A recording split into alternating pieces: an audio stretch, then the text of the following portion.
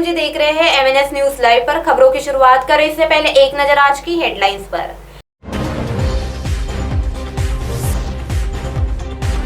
गुना में युवक की हत्या से तनाव, सतर्क हुआ कर्नाटक, होगी जांच, कानून से दूर होगा मराठा आरक्षण का रोड़ा। आइए देखते हैं खबरें अब विस्तार से।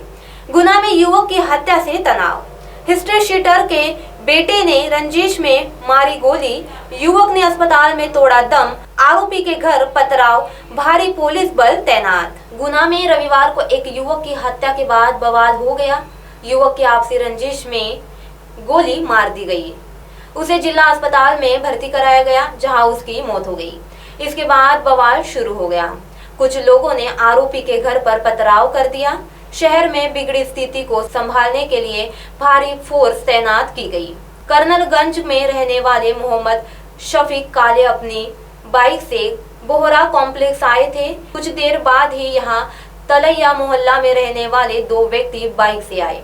प्रत्यक्षदर्शियों के अनुसार एक व्यक्ति के हाथ में छुरा था और एक के हाथ में बंदूक थी। कॉम्प्लेक्स के बेसमेंट में खड़े मोहम्मद शफीक पर बंदूक से 2 राउंड फायर कर दिए। एक गोली उनकी फसली में जबकि दूसरी गोली उनके पैर पर लगी। गोली मारने के बाद दोनों वहां से फरार हो गए। तो वही दूसरी ओर सतर्क हुआ कर्नाटक, होंगी जांच। कर्नाटक के मुख्यमंत्री बीएस येदियुरप्पा ने शनिवार को अधिकारियों को महाराष्ट्र, केरल और अन्य पड़ोसी राज्यों में कोरोना वायरस के डेल्टा प्लस स्वरूप को लेकर सीमावर्ती जिलों में सतर्कता बरतने के निर्देश दिए हैं। येदियुरप्पा ने मंत्रियों तथा अधिकारियों के साथ बैठक में कहा कि राज्य में अभी डेल्टा प्लस के स्वरूप को लेकर की स्थिति नियंत्रण में है और वायरस को लेकर कड़ी निगरानी रखने के निर्देश दिए गए हैं। पड़ोसी राज्य महाराष्ट्र में वायरस के डेल्टा प्लस स्वरूप के संक्रमण की रिपोर्ट है, जिसे देखते हुए सीमावर्ती जिलों को अलर्ट पर रखने के निर्देश जारी किए गए हैं। महाराष्ट्र, केरल से राज्य में सीमावर्ती इलाकों में आने वाले लोगों की निगरानी और उनकी कोरोना जांच कराए जाने के भी निर्देश दिए गए हैं। तो वहीं तीसरी ओर कानून से दूर होगा मराठा आरक्षण का रोड़ा। भाजपा के आंदोलन पर मुख्यमंत्री का निशाना। मुख्यमंत्री उद्धव ठाकरे का मानना है कि अधिकार मांगते समय कब संघर्ष करना है और कब संवाद, जिसे यह बात समझ में आती है वही नेता है। केवल आक्रामकता दिखाने को हम नेतृत्व नहीं मानते हैं। आरक्षण का रोड़ा कानून से दूर होगा, संघर्ष से नहीं। उन्होंने भाजपा पर निशाना साधते हुए कहा कि जो सामने मिल रहा है उसे भी गुस्से से तोड़ने वाले में नेतृत्व का लक्षण नहीं होता है।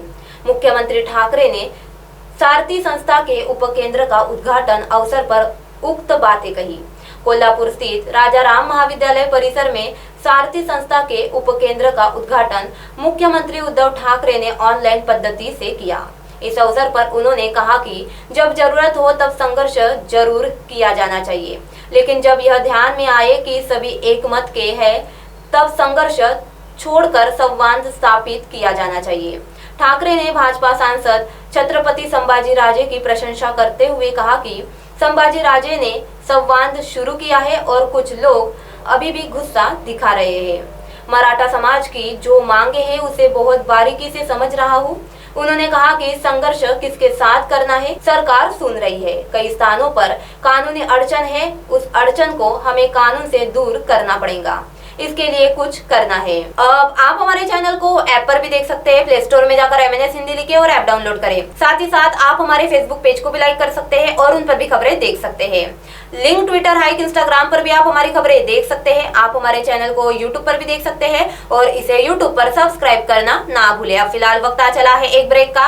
ब्रेक से लौटने के बाद देखते हैं देश और दुनिया की तमाम कुछ खास खबर। धन्यवाद।